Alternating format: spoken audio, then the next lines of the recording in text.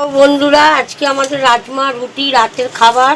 হ্যাঁ, এই রাজমাটা আমি গ্যাসে বসালুম। তারপরে পেঁয়াজ,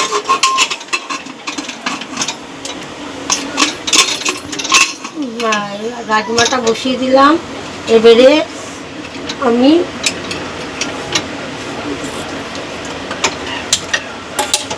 এবারে পেঁয়াজ, টমেটো, আদা, রসুন সব রেডি করা আছে, কাঁচা লঙ্কা। এবারে বন্ধুরা, তেলের উপরে এই তেজপাতা দেওয়া হলো। তারপরে এই রসুন, তারপরে এই পেঁয়াজ দেওয়া হলো, রাজমা হবে আজকে। তারপরে আদা দিয়ে করে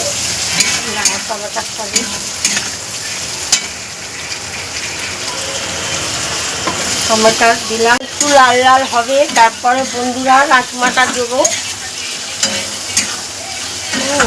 রাজমাটা দিয়ে ফ্রাই করবো। বন্ধুরা, এই আজকের মেনু রাজমা হবে, রাজমা রুটি। হ্যাঁ, সব পেঁয়াজ, আদা, রসুন, টমেটো সব দিয়ে ফ্রাই করছি। হ্যাঁ, তারপরে রাজমাটা একটু দেবো, একটু লালচে হয়ে গেলে। হ্যাঁ, তারপরে রুটি তো রেডি আছে, রুটিটা শুধু গরম গরম বানাবো। বন্ধুরা, এই আদা, রসুন, পেঁয়াজ সব ফ্রাই হয়ে গেছে। রাজমা এখানে সিদ্ধ করে রাখা আছে। এবারে আমি রাজমার মশলাটা দিয়ে ফ্রাই করলাম। করে বন্ধুরা, এবারে এইটা আমি এর মধ্যে দিয়ে দেবো, রাজমাটা দিয়ে এইটা ফ্রাই করে নিলাম। করে নেওয়ার পরে বন্ধুরা একটু লাড়াচাড়া করতে হবে। করে এটা একটু আমি চাপা দিয়ে দিলাম। এবারে চাপা দিয়ে এবারে আমি এইটা কিছুক্ষণ পরে আবার খুলবো।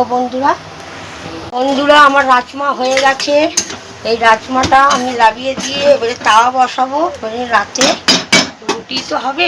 বন্ধুরা, তাওয়া বসিয়ে দিয়েছি, রুটি বেলা হয়ে গেছে। রুটি এবারে সেঁকা স্টার্ট করলাম।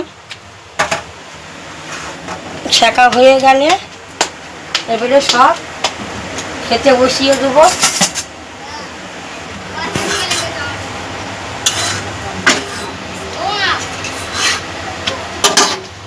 এই দিলাম।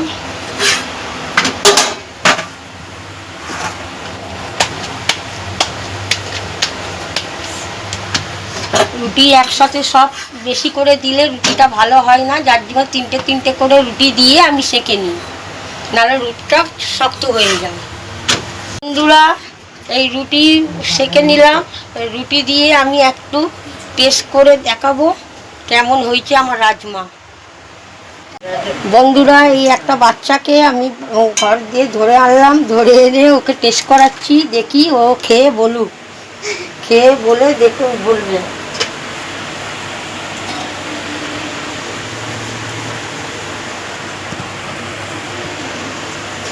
Busy happy days.